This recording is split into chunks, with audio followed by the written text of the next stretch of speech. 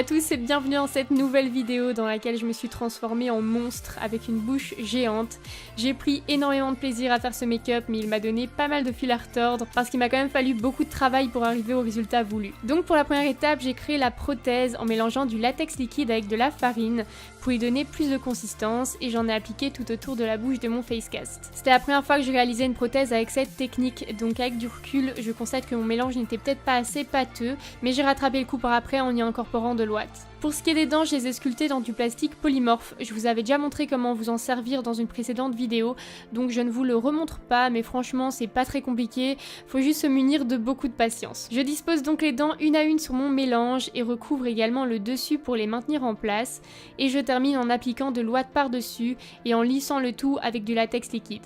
Pour la prothèse de la mâchoire du bas, j'ai utilisé une surface plane sur laquelle j'ai construit une sorte de structure à l'aide d'ouate et de latex et je suis ensuite venue planter les dents dedans pour qu'elles tiennent bien en place. J'ai attendu ensuite une nuit pour que le tout sèche avant de passer à l'application. Et donc une fois que vos prothèses sont finies, elles devraient normalement ressembler à ceci. Faut savoir que c'était la seconde fois que je le recommençais ce make-up, je le trouve personnellement assez technique, il faut pas mal bricoler, donc la première fois était un peu catastrophique mais la seconde fois était la bonne. J'ai donc collé ma prothèse supérieure à ma peau avec de la colle Prozaid, et puis j'ai posé du latex et des bandes de Kleenex tout autour pour fondre les bords de ma prothèse avec ma peau et pour qu'elle tienne bien en place également.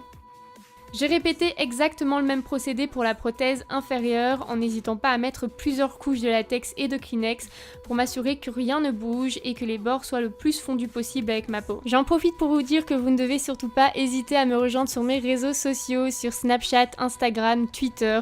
Voilà, vous êtes les bienvenus, plus on est de fous, plus on rit. Pour ce qui est du raccord entre mes deux prothèses, en fait je les ai faites à base de gélatine. Donc je vous ai pas filmé ça mais c'est vraiment pas compliqué. En fait j'ai juste creusé un petit canal dans un bloc de plastiline et j'ai coulé de la gélatine dedans. J'avais également au préalable tenté de faire des raccords avec du silicone mais l'effet était vraiment moins joli.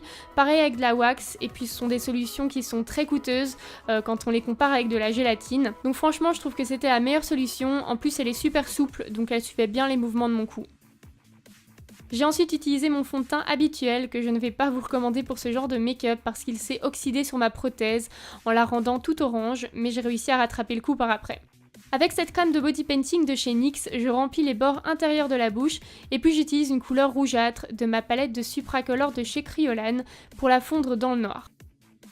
Ensuite, j'ai quasiment utilisé uniquement ma palette à alcool Skin Illustrator pour texturiser et colorer toute la prothèse. Donc j'ai commencé par les dents en leur donnant une couleur jaunâtre et puis je suis passée à la mâchoire. Je ne pourrais pas vous dire quelle teinte de la palette j'ai utilisé à quel endroit de mon visage parce que j'ai vraiment fait un mélange entre tout plein de teintes différentes à chaque fois. Mais le but ici c'est vraiment de donner le plus de détails de couleurs possible aux prothèses. Ça va amener beaucoup plus de réalisme et de dimension. J'ai utilisé plusieurs types de pinceaux et une éponge à barbe également pour donner plus de texture. Entre chaque dent et au niveau du dessus des dents, j'ai appliqué du fard à alcool noir. De nouveau, c'est pour donner plus de dimension et apporter un effet un petit peu sali et altéré. Et ensuite, ce n'est pas parce que je suis un monstre que je ne peux pas avoir un make-up sexy, donc j'ai commencé par réchauffer et contourer mon visage avec le Hoola Light de chez Benefit. Et puis avec ma palette Alchemist de Kat Von D, j'ai utilisé de l'highlighter avec des sous-tons rosés sur toutes mes zones de lumière. Pour les yeux, j'ai fait super simple mais très chargé, un beau smoky noir avec un gros trait de liner et des faux cils. Et le meilleur pour la fin, j'utilise tout d'abord ce faux sang coagulé de chez Kryolan au niveau du dessus de mes dents. Et enfin, je passe au faux sang normal. Et bon, pour le coup, je me suis un petit peu lâchée niveau quantité. Et je termine en effectuant les dernières finitions. Et voilà pour le résultat.